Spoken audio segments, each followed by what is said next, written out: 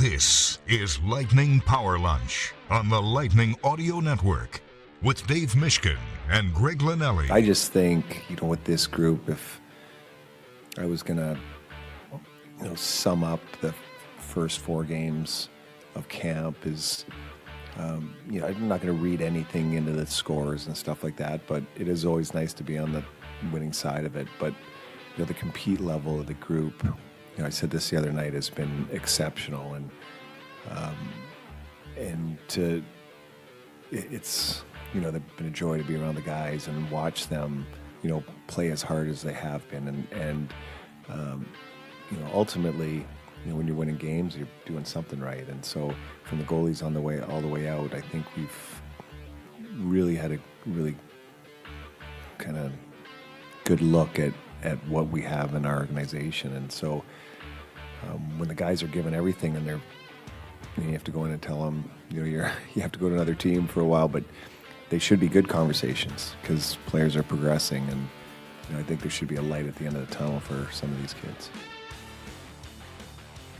Well, there is a light at the end of the tunnel. You're talking about the end of the preseason, Greg? Oof. How about the end of the regular season? Can I go into regular season? You just want the playoffs to start.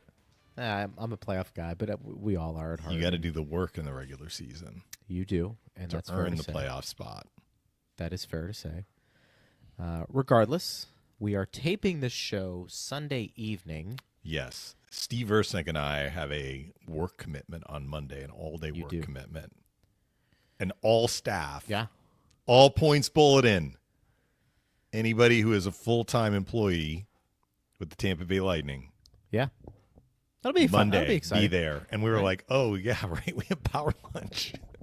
Maybe we should do it Sunday night. We made sure that we did it after the cuts were announced, though, so we can recap the games and go over what the roster looks like heading into week 2.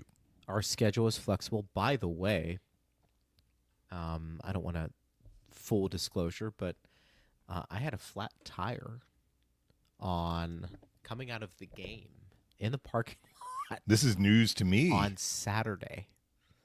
So I didn't get home till 1 o'clock, but kudos to the kind man who saw me in the parking lot and came out and helped me. Yeah. Do you have a spare? Did you have a spare? I did. I do.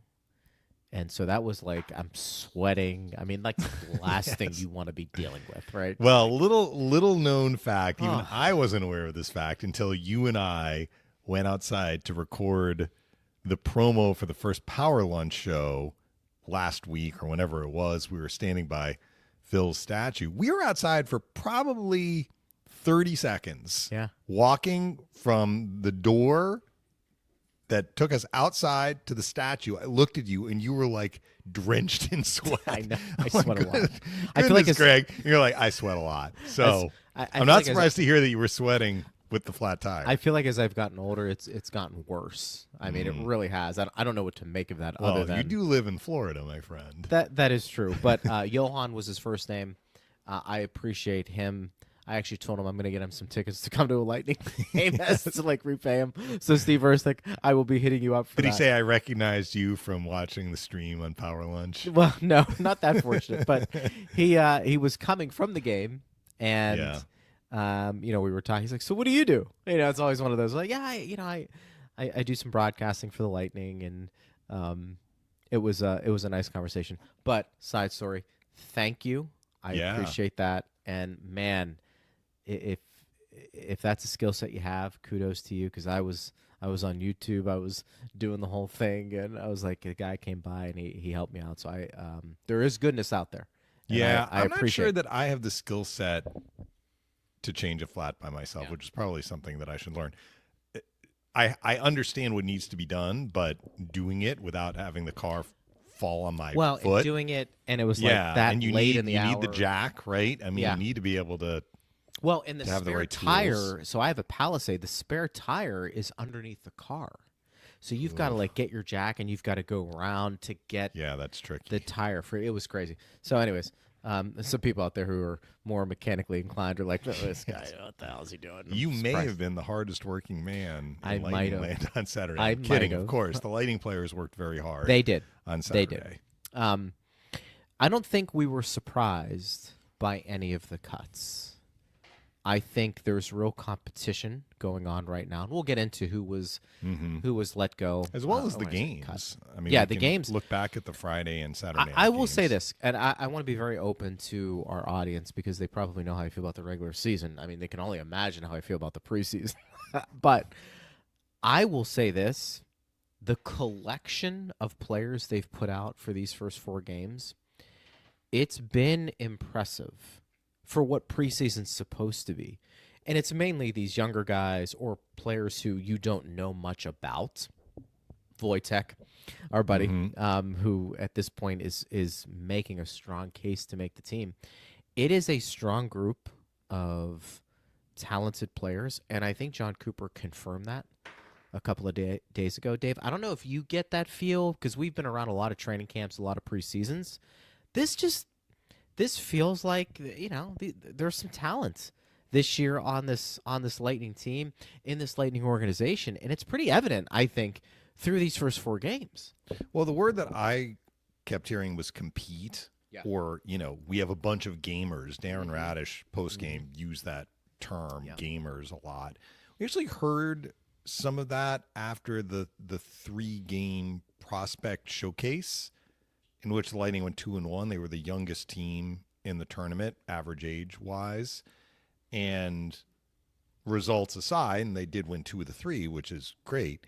But what we heard was, how hard they competed. And I think that has been a common theme through the preseason, understanding that most of the players who have gotten a chance to play are not the NHL regulars. The NHL regulars are not going to always bring the highest compete level into preseason games. And I think, if I'm being perfectly honest, I mean, the Point, Kucherov, Gensel, Hagel, Cirelli, McDonough, Chernak, like, they did what they needed to do to get ready for the regular season. They're in a different situation than all these other guys, right? But these other guys are the ones that were seeing most of the action, through the first 4 games. And I think that has been a theme as well, that they've brought a high compete. They've gamed it out. The game on Saturday, I felt that they had a very, very good first period. I thought the second period they were definitely facing a headwind, not unlike the game they had in Nashville. Again, it was against Nashville, but the game in Nashville, they had a very subpar second period for about 15 minutes, and then they kind of pushed back in the last 5, which at the time and after that game, I even said, like, that was impressive that they were able to do that on the road. They did not have a great second period on Saturday. They had a better third. It wasn't as good as the first, where they really carried play. But they kind of righted the ship, and they had a lead. They didn't relinquish it. They had to kill a lot of penalties over the weekend at home. I think they had 11 or 12 penalty kills, including a 5-on-3 against late in the Carolina game that they killed off when they were protecting, at that time, a 2-goal lead. It became a 1-goal lead after the Canes, scored a 6-on-5 late in the game. But, I mean, these are all elements that you want to see. What I think, for me, made it a little different this preseason and the first week specifically as compared to other first weeks.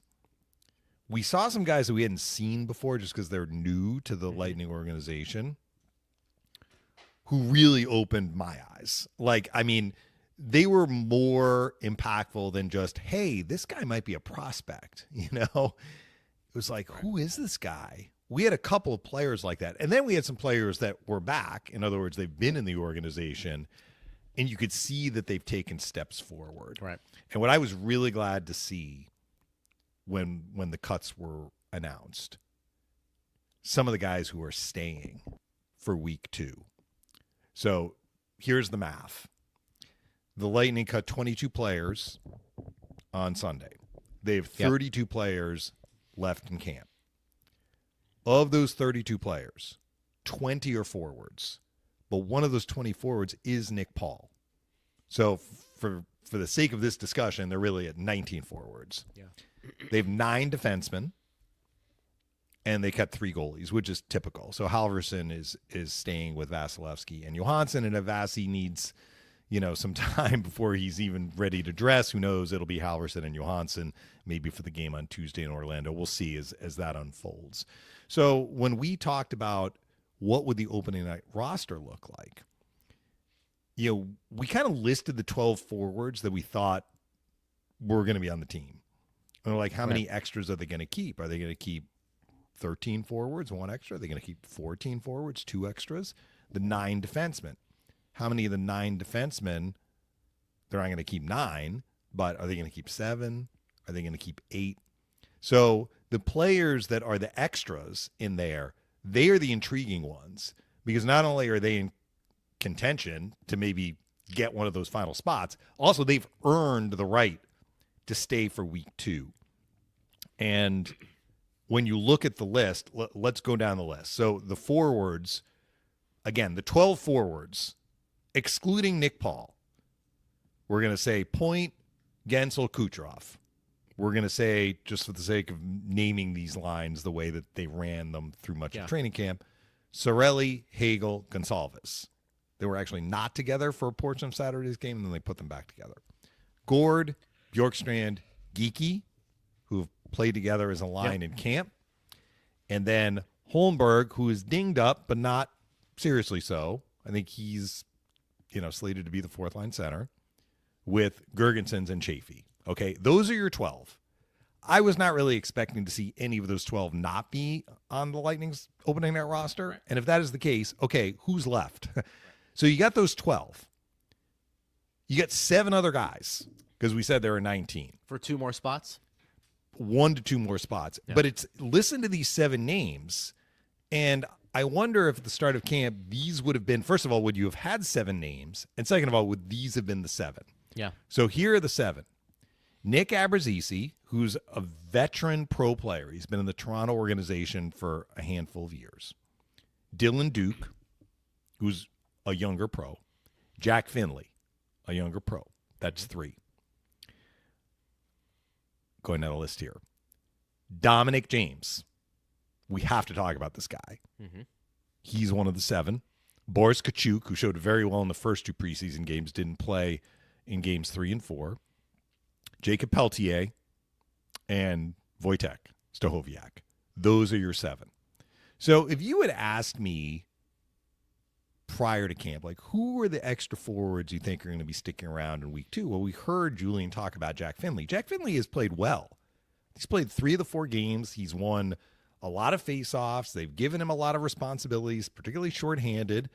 I think he's had a very, very good camp. He deserves to be here in week 2, but it wouldn't have been a shock to hear his name because we heard about him. Dylan Duke played a couple of games last year with the Lightning. You would expect that he would probably be in the mix for week 2. Abruzzese, I mean, he played a little bit with the Maple Leafs, so I remember seeing him. He's played against the Lightning. Maybe in the outside, you're like, all right, he's a veteran player, but what kind of an impact is he going to have? All right, fair enough. But when you're talking about Stachowiak, James wasn't even a member of the Lightning's organization. Yeah, this guy when they opened incredible. camp. Yeah. And he played in both games over the weekend. I think those 2 guys have been extremely impressive.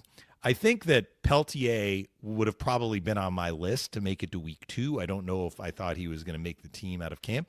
And I don't know if many people thought Boris Kachuk would be here in week 2. No offense to Boris, but I mean, since he left the Lightning organization, he's mostly been, he's been an up and down guy, but I feel like he's been more of an AHL guy. I don't think anybody would have been shocked if Boris Kachuk was in this first main round of cuts. So good for him.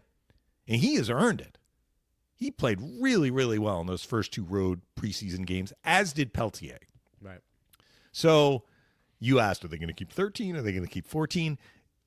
To me, that's almost a moot point because, like Coop said in the clip that Steve played at the start of the show, we've had all these guys competing really hard, and you have to go tell them, you know what, you're moving to another team, meaning the guys that were assigned to Syracuse. But it doesn't mean that, goodbye for some indefinite period of time. Like, these 7 guys have served notice that even if they're not on the opening night roster, they can play.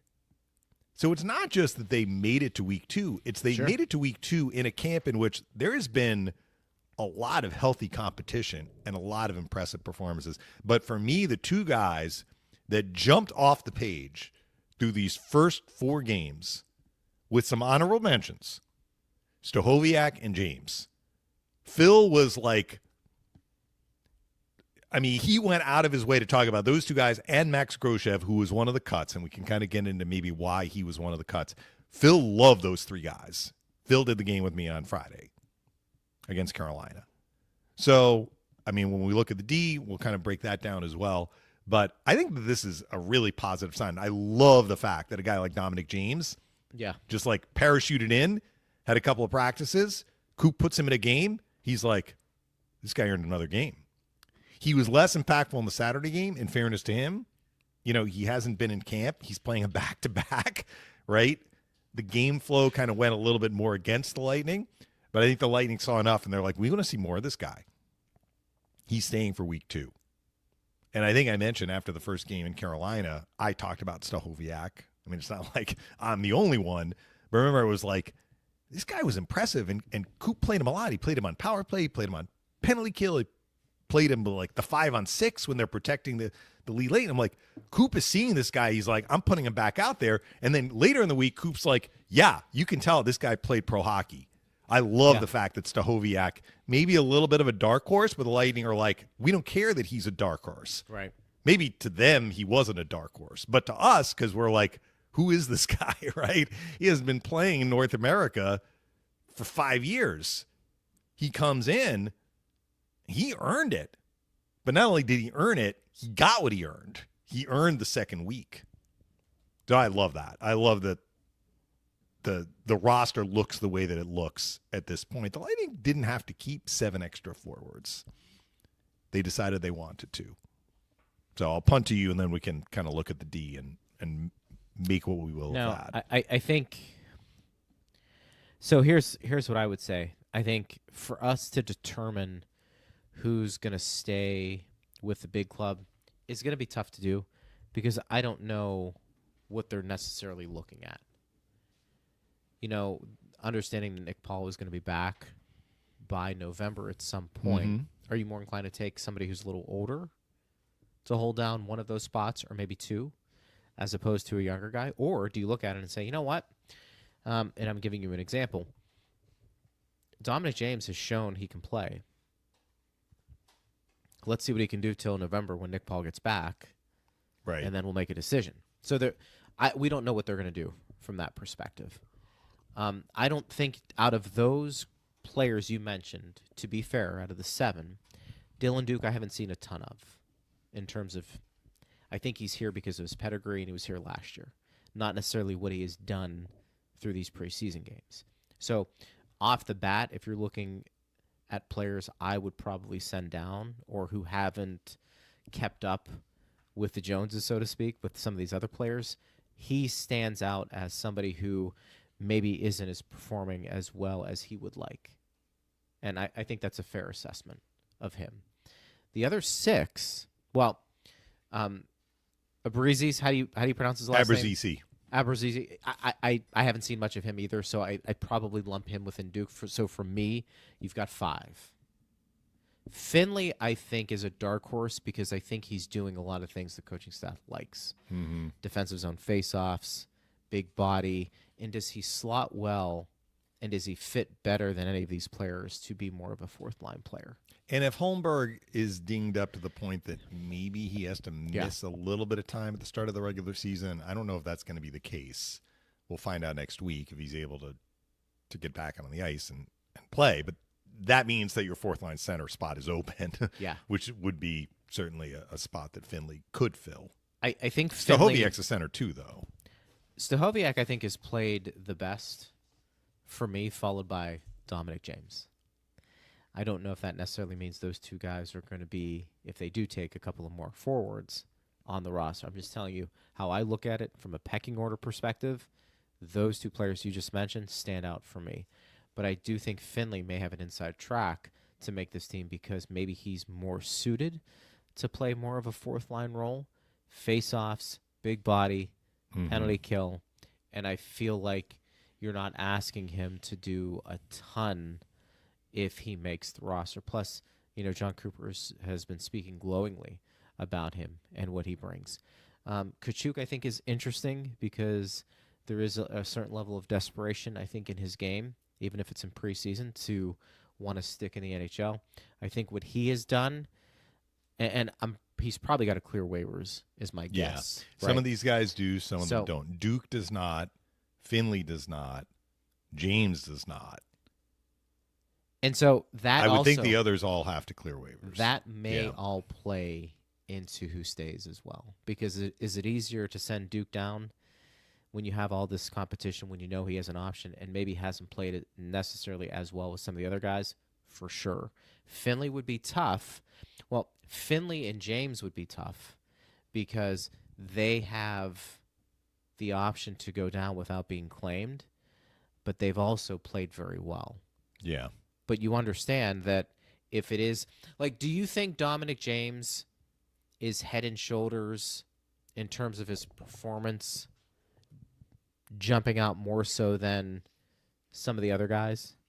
I don't know if it's head and shoulders. Maybe it's slightly. He's played better.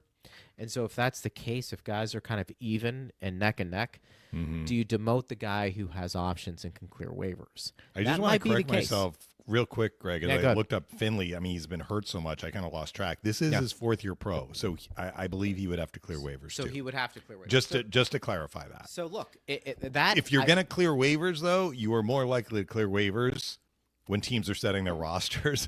You have 31 other teams that are trying to, make cuts, too. So unless somebody really jumps off the page, it's a little more unlikely that they would get claimed than if you're sending them down in February. They're one guy, right? It's a great point by you, partner, because if you're going to make a tough decision to send somebody down who doesn't have options, is at the beginning of the year to do that. That being said, Finley being young, untapped potential, there could be somebody out there, who is looking at him, and really the Lightning younger players, and saying the Lightning do a great job of identifying talent. If they're trying to get this guy through waivers, I'm going to take another look at them, because there might be a reason why the Lightning are trying to sneak him through waivers more so than another team, because of their ability to look at and find talent. Plus, as we said before, I think this is the deepest team organizationally that we have seen in a few years. So let me back up to that, but the history shows, yes, players are claimed off waivers before the opening their rosters are set. I grant you that. And I grant everything that you just said, that people might be like, people, meaning other managers, we like how the Lightning develop players. This Finley in particular is an intriguing player because he's big, he's strong, he's a center, he's right-handed, he's got, long runway in front of him. But the reality is that most teams, I would say all teams, every team, is coming down to those last couple of decisions about who they decide to keep. And it's a hard decision. It is. And if you're going to claim somebody on waivers, that means that player is not only taking the spot from the last cut, he's also taking the spot from the last keep. He's better than your 23rd guy. That's why you don't see a lot of this, but I'm not going to say that you don't see any of it. When's the last time the Lightning did something like that? Do you remember? Well, I remember they lost Richard Panik. They tried to send him through waivers, and he got claimed at this time of year, right? Before the opening night roster. But somebody that they claimed. I can't remember the last time. That would be maybe Steve or Jared can look that up. It's rare, but like I said, it's not unheard of. And I don't want to overvalue what these guys have done, because I'm sure there's other teams around the league that have had some surprises in camp, and they have some tough decisions to make. Barry Boulet would have been. Barry Boulet. They lost him, right? that Seattle claimed him, and then the Lightning claimed him right back, because if you claim a guy on waivers, that guy needs to stay with your NHL team. If you try and send him down, he's going to go through waivers again. And often the team that lost him in the first place is able to get him right back and send him without waivers directly to the minors. I think, this is going to sound crazy to say a little bit, maybe not. I think somebody like Wakoviak has a better chance of clearing waivers than a Jack Finley. Almost because of the high ceiling potentially for a guy like Finley, who's a younger player, who you see some upside in his game. We've seen players like Wojciech go to the minor leagues after they come over from Europe and maybe show pretty well. But there's still that sense of, I'm not sure what you have. Let me see what you can do in Syracuse for the first 20, 25 games. He looks like an NHL player, though, Greg. And I am very hesitant to get mesmerized by preseason play. I know. It's a slippery slope. You don't want to, build up a player more than is appropriate. But what we noticed about Stachowiak, not just me, like Phil saw it, other people have seen it. Clearly, Julien Brisebois saw it, Coop saw it. He looks like an NHL player. Yeah, he does. And Dominic James, who's played 0 games in the NHL, just fresh out of college, 23 years old. So, I mean, he spent 4 years in college and he had a couple of years in the USHL. Yeah. So, I mean, he's a little bit older than a player who is wrapping up college at 22. Looks like he has the skill set to be able to keep up and fit in at the NHL level. I would agree with that. And you know what's interesting, too? I think you've used this word with Dominic James. He's been dynamic within the confines of preseason. Take that with a grain of salt. What's exciting is it feels like the fourth line, potentially, depending on how many forwards they keep extra, they're going to get some games. It feels like the fourth line has a chance to be a line that can push back a little bit offensively, whoever's on that line. And again, some of these guys, Dave, might not be your starting 12. Maybe they're the 13th and 14th forwards, but at some point they'll get a game, maybe a couple, maybe a few, depending on how long they're going to be here.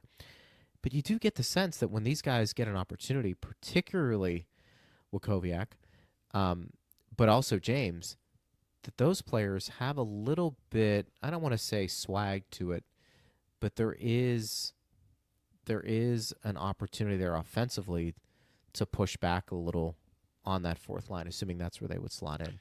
Yeah, I mean, I listed those 12 guys because I think they're going to be on the NHL roster, but that doesn't mean that they are going to be the 12 forwards playing every night, right? I mean, so that's why the competition is very helpful. We'll see. I mean, there are 3 more games left. Grosjev was a guy at forward who showed very, very well in just about every preseason that he has, been in the Lightning's organization, and then he would go to Syracuse and would not produce, which is one reason I think why they moved him to defense. Right.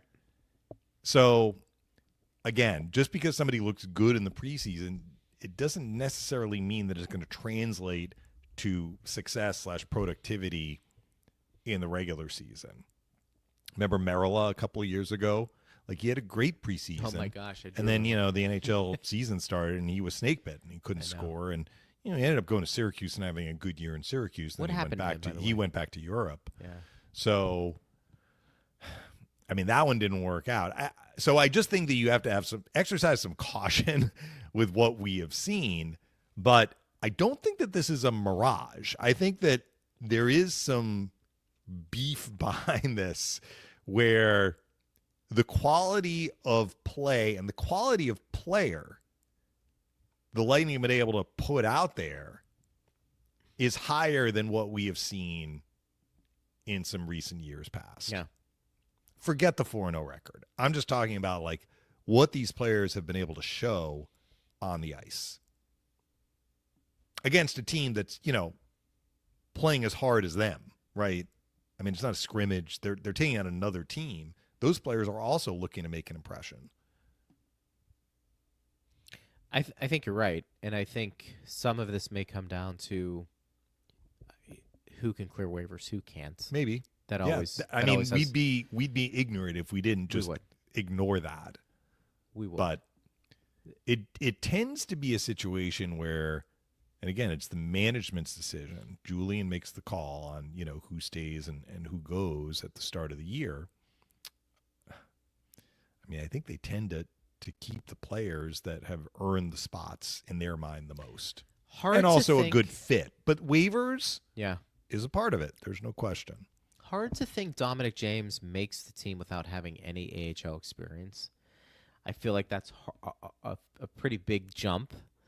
Then again... Yeah, I actually want to check his stats and see if he slipped into the minors with Chicago when he was still... Because you can play... I don't think he has, partner. I'm looking he could have at played last year. NHL.com. No. Okay. USA... So just a college player. Yeah, it looks like just a college player the last 4 years. Last 4 years. So okay. I feel like that would be a pretty big leap. I think what he's done is he's earned an AHL contract. Oh, would you agree? well, I mean, he's signed. Yeah, so, but I mean, yes. I'm stating the obvious, but I find it hard for a guy like that to just jump to the NHL. Maybe he does. Yeah. It would don't be know. shocking, honestly. It would be shocking if he makes the NHL roster. I do feel this is coming down to more of the Finleys and the Wackowiaks. Right. That's just where I'm sitting. Don't fall asleep on Peltier or Kachuk. No. I mean, they have more NHL experience than either of the guys you mentioned. You're right. Even though Stahoviak has a lot of, pro experience playing in Europe. I think you're right. So we'll see. I think some of these questions will get answered in the final 3 preseason games, which is maybe a good segue to the defense. Now, Victor Hedman left the Friday game after the first period. Coop said it was precautionary. If he is going to, be unable to play in week 2, that might, justify them keeping 9 defensemen as opposed to 8. I think that the likelihood is that we're going to start, we being the Lightning, are going to start with 7 defensemen.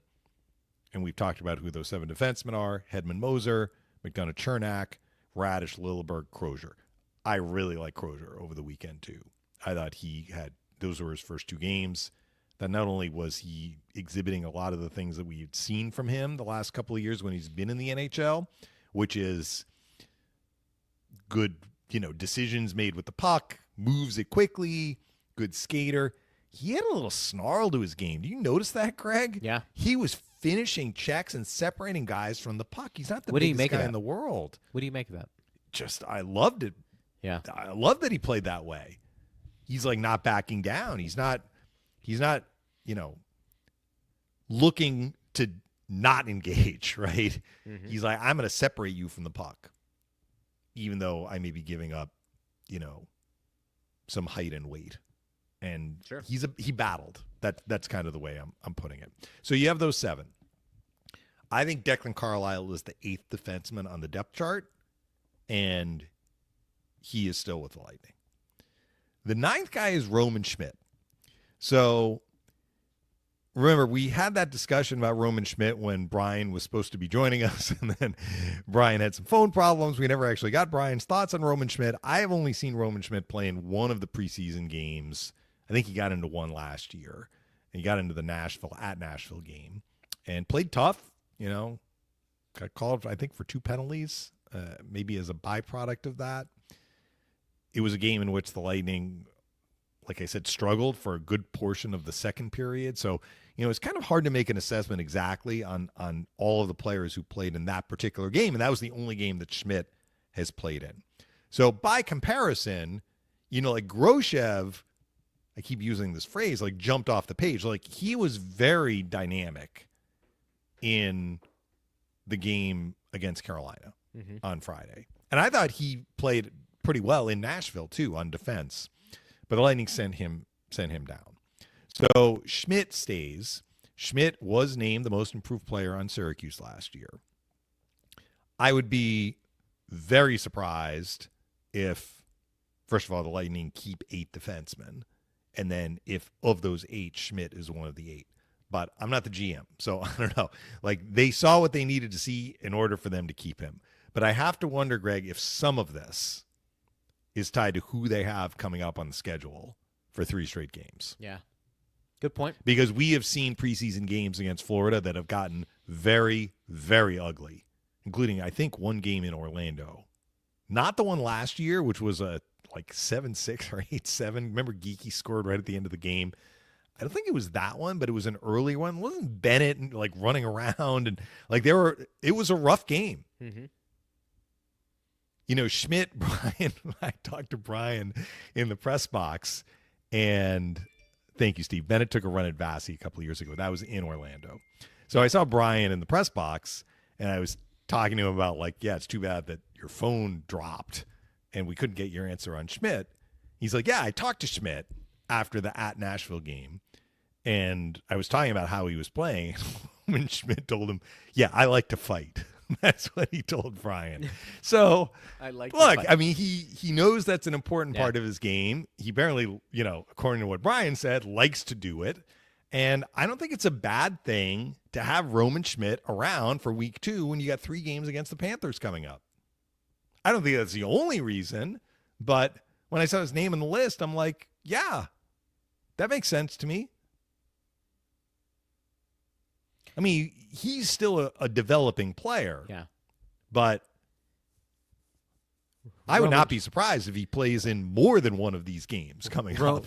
Roman Schmidt, the self-proclaimed enforcer right now for the Tampa Bay Lightning, giving himself an opportunity to stick around for the second week. Yeah, I mean, got into it with Hagel and practice. Remember, we had the fans like, why would he do that? I'm like, of course he would do that. Yeah. Like, good point. He is showing the team, like, this is what I can do. Yeah.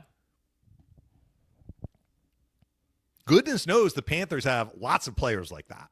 It's a good point. It's a good point. I think that's an interesting one because there's a skill set there that is unique that you don't forget if you're a coaching staff. Schmidt develops into what they hope he is. He also has that element to his game that could he provide that level of protection for a lot of players down the road, which I think would be interesting. But look, these games coming up against Florida, I would anticipate some things happening. And if you want somebody, based on what happened in the playoffs last year, if you want somebody to answer for that, maybe nothing will happen. Yeah. But if something is going to happen, it probably doesn't hurt to have a guy like Roman Schmidt. Yeah, I mean that's a good point on your side. That's a good point. I think what we're learning from this conversation, I'd be curious to hear what our audience says at Bolts Radio. Do you look at the Lightning and who they potentially would keep and say it's more about who can clear waivers, or is it more about who has played the best? And if it's who has played the best, I'm curious what our audience thinks who those players would be or player would be. Because I think those are drastically different than potentially who stays because they don't have to clear waivers or have to clear waivers. However you want to phrase that, I think would be an interesting dichotomy here. George says, question for the show today, guys. I've been very impressed with James in the 2 games he's played. Yeah. What has stood out to both of y'all? Well, there's a reason why people have noticed him. So he is fast and quick and slippery. Yeah. And he plays hard. I mean, all players play hard. So really what I'm saying is he's hard to play against. Like, he's not the biggest guy in the world. I don't think he's undersized. But for, let's just say, like a medium-sized player, in other words, he's not Roman Schmidt, right? He's not Luke Shen. He's not Lilleberg, he's not Finley. He is a medium-sized player. Yeah. For a medium-sized player, he has got explosive speed. He's got a shiftiness to his game. He tends to operate in a straight line. And he is very, very hard on the puck. And he's got great playmaking instincts. The goal that Groshev scored, James started that whole play using his speed and shiftiness. He cut like outside in on the Carolina defenseman, set up Duke for a backdoor chance that the goalie stopped. But Groshev, that's another thing I loved about Groshev's game. Like, he's a defenseman. Where did he score his goal? Top of the blue. So he's got a forwards instinct playing defense.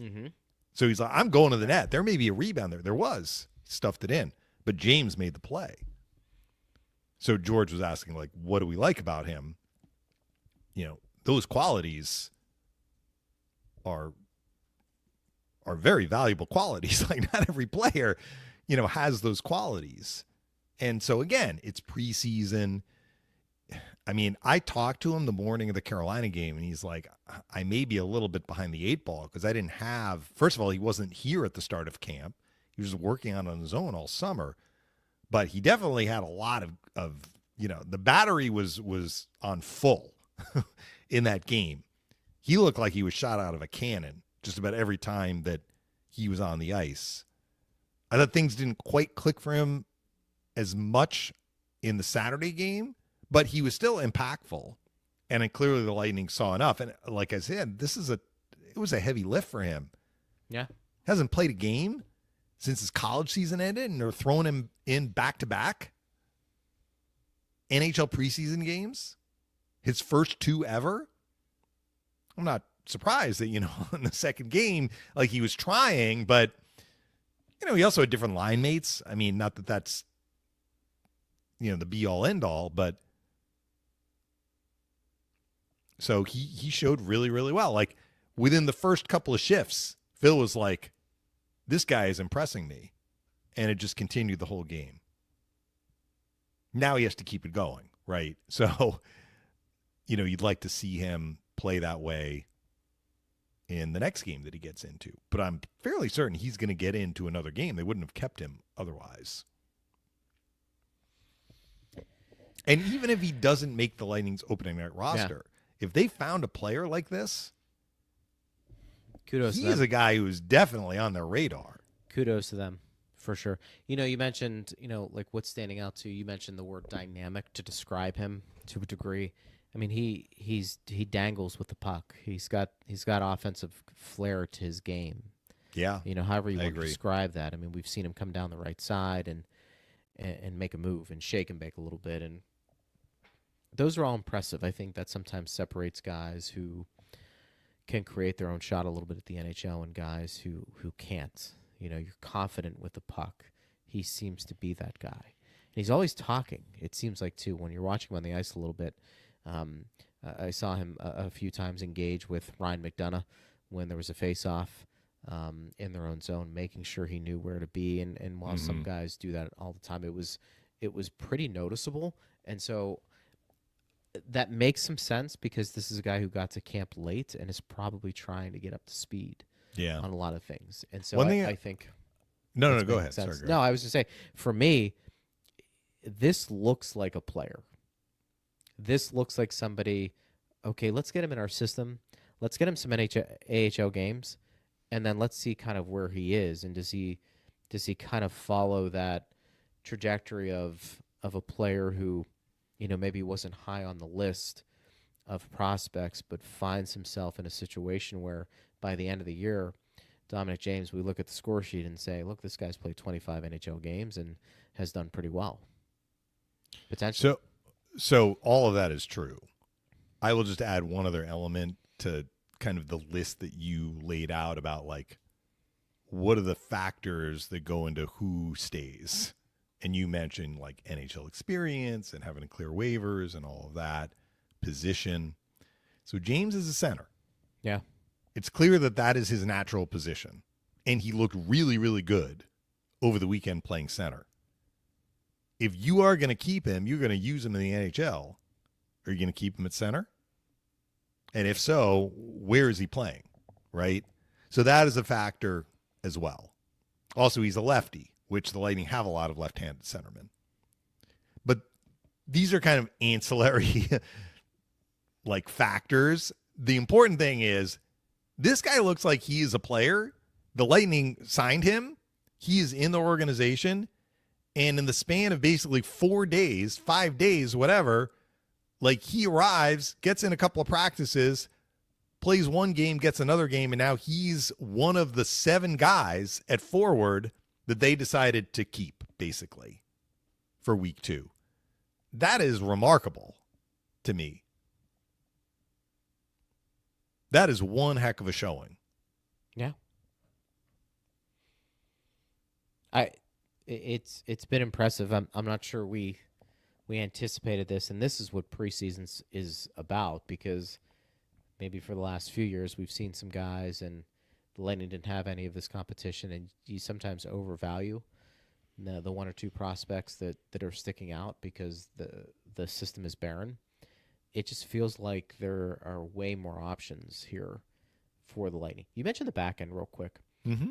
Any chance you think Crozier, and I asked Brian Engblom this as well, because we were talking about Moser and the lefty D and kind of Lilleberg and where he is. And, is Moser somebody that, do you think, could play on a third pair defense if you wanted to keep going righty-lefty and move a guy like Crozier up to play with Hedman?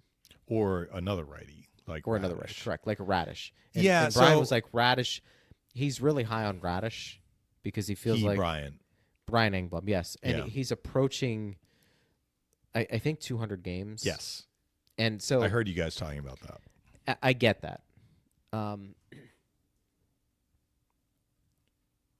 I just don't know. Do you feel better with him as your 7, or do you feel better with him in your top 6? I don't know. Well, injuries happen. So, I mean, Moser himself got hurt last year, which basically took them from 7 to 6. But, I mean, they used 7 for a good portion of the year. So, Moser, after Hedman was unable to continue, or they chose to hold him out, played a lot on Friday. I think he led all players in ice time, 26 minutes and change or something like that. So he is clearly healthy, and he looks good, which is not to say that, he definitely needs to be paired with Victor Hedman.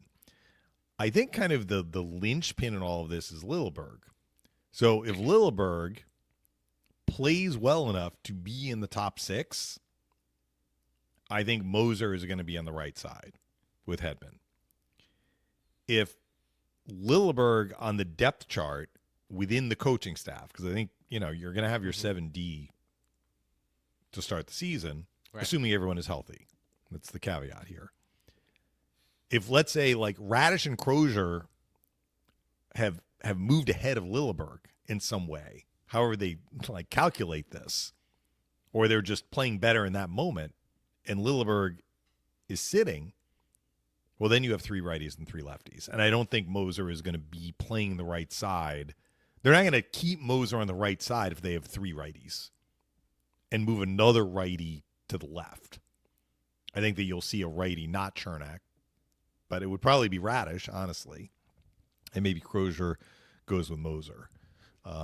But that's why I referenced Lilleberg as kind of the linchpin in all of this. Right. Because if Lilleberg keeps his spot in the top 6, he's your third pair lefty D. And you're probably looking at Moser playing the right side. Yeah. And that's... Don't you feel like we've heard about Crozier for the last 2 years as being a guy who can play in the NHL, and it feels like it is a dogfight for him to get on the roster, which is interesting because you see traits that you're very attracted to when it comes to his game, and he is being blocked based off of players in front of him. But at some point, you've got to commit. I believe that. At some point, I think you've got to say to him, let's find out what we have in this guy. Well, last year was a weird year for him because he started the year injured and missed a portion of time. And the Lightning were so tight against the cap. And they had 7D. Yeah. For much of the year, right? That's and, fair. Moser was out. But it was just hard for him to get to the NHL. And those reasons were a little out of his control. Like he got hurt, and then just it was a logjam ahead of him, and the Lightning were not really in a position to create a space for him because they had no room. They were trying to create cap room, which helped them acquire Gordon Bjorkstrand at the deadline. This year is completely different. He's going to be on the NHL roster. I have very little doubt about that. Yeah. And I think if he's on the NHL roster, he's going to play. And if he gets in and plays well, he's going to stay in. Yeah. That's the way it works. I would agree. I think I have seen him play. I mean, not a lot, but he played more 2 years ago, a little bit in the playoffs 2 years ago. Last year he got in 5 games, but I'm hard pressed to think of a game in which he had a bad game. I mean, maybe some of the games that he played in, it was kind of like he was just okay, right? But I mean, he has been noticeably good in most of the games that I've seen him play at the NHL level. Desiree says, love the back-to-back this weekend. These newer guys were so great in these games. Stahowiak was great, and James did awesome. I wonder what the higher-ups look for when filling the rest of the roster. These younger players are so quick. I think they look at a lot of different things. I think also what we just said, you cannot discredit it. Desiree, is the fact that if you have the ability to go to Syracuse without being claimed, I think that is a big part. I do. And I understand you brought up an excellent point about if you want to try that, the beginning of the year is probably the best, no doubt. I just think the Lightning have a lot of good options here where a team would be willing to take a flyer on somebody. I think you might be able to move James down. I think Stahowiak, would be interesting, but I think he would actually clear waivers. Just my opinion. I think he has no NHL experience. That's what I mean. I think for a team to claim him, they'd be basing it essentially on what they saw in the preseason and what they'd seen from him playing in Germany and in the World Championships. I think Jack Finley, honestly, would be somebody that would be interesting to be claimed because he's knocking on the door, and I think, again, he fits a third or fourth line role very well. I think you can find those guys, claim those guys, and insert them into the lineup easier than if you're claiming somebody who's more of a top six skill. Hard to break into somebody's top six if you're being claimed off waivers.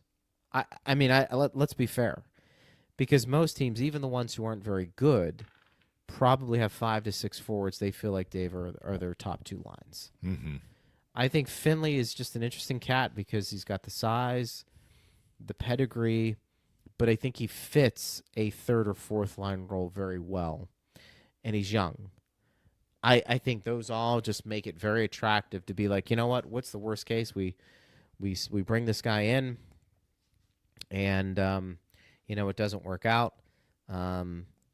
Okay, we took a flyer on him, but I think somebody that young with that size and who can win some faceoffs, based off of what we've seen, I think becomes pretty attractive to some teams who would be willing to take a flyer on him. The other guys, who are up potentially to be claimed, I feel like, Kachuk, he's having a really good camp, but there are a lot of Kachuks out there.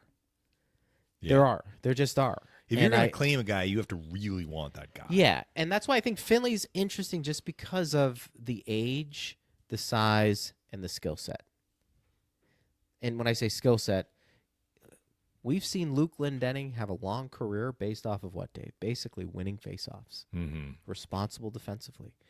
You get a young guy who's got some potential, who can do that.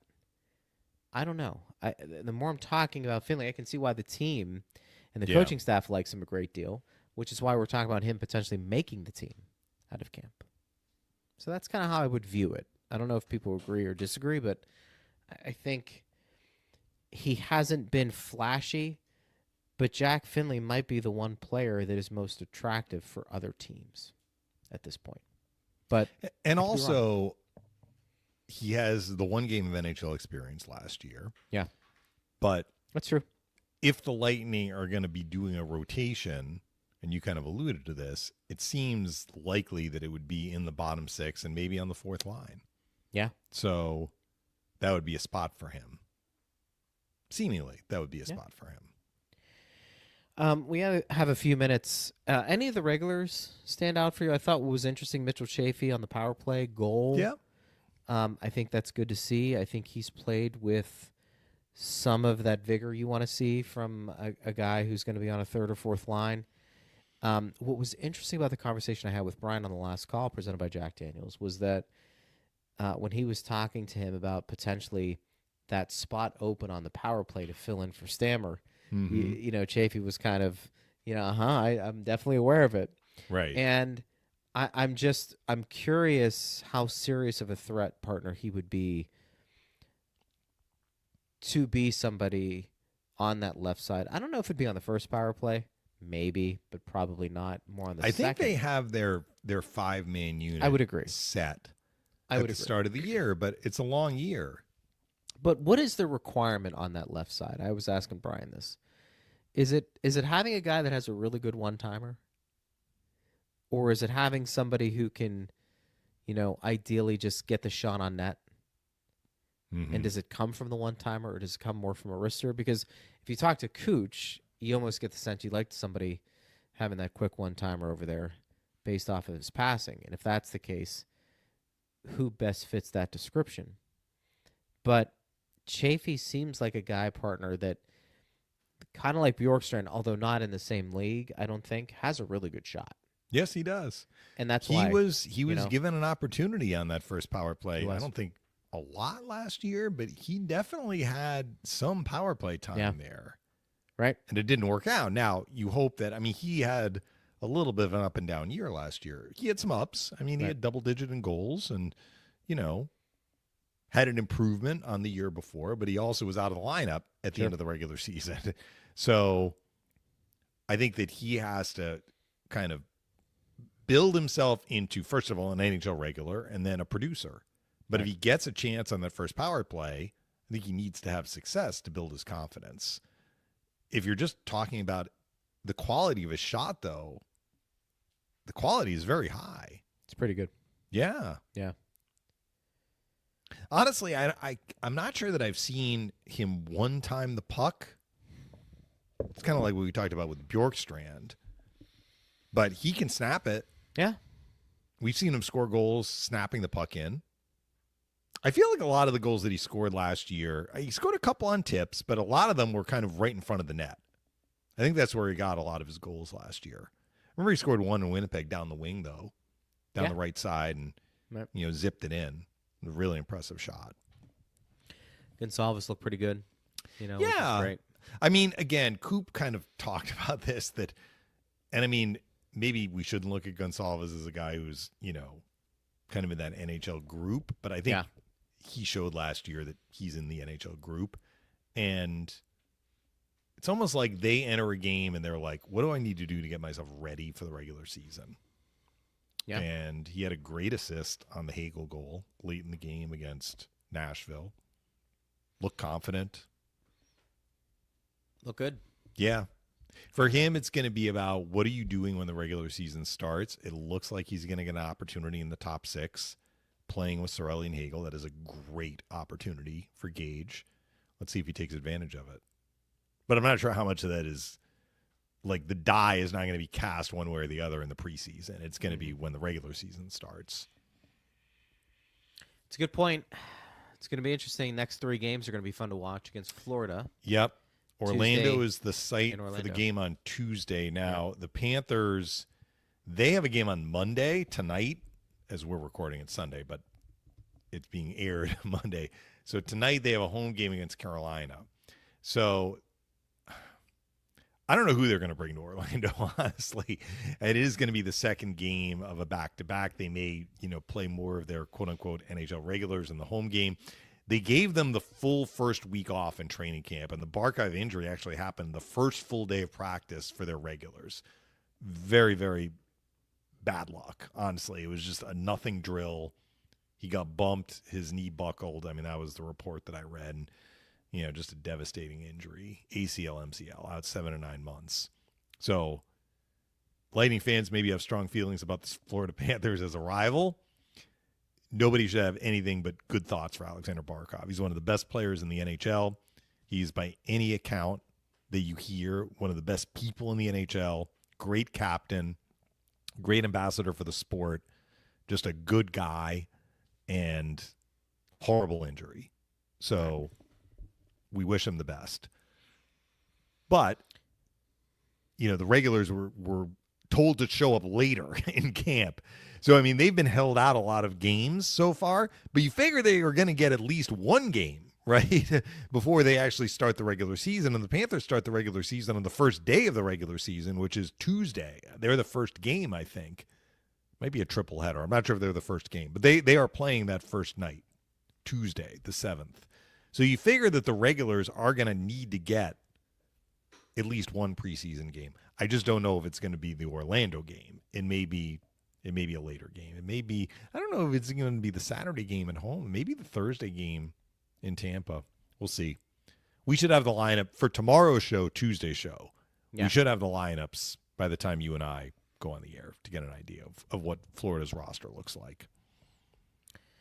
Should be fun. Partner, appreciate it. Taping this up Sunday evening to our audience who listen. We always appreciate you guys at Bolts Radio. We will do it again on Tuesday, partner, breaking it all down, Lightning and Panthers. Talk to you then. You got it. Steve Versnick, thank you. Thanks to everybody who listened. I am Greg Linnelli. You've been listening to Power Lunch right here on Lightning Radio.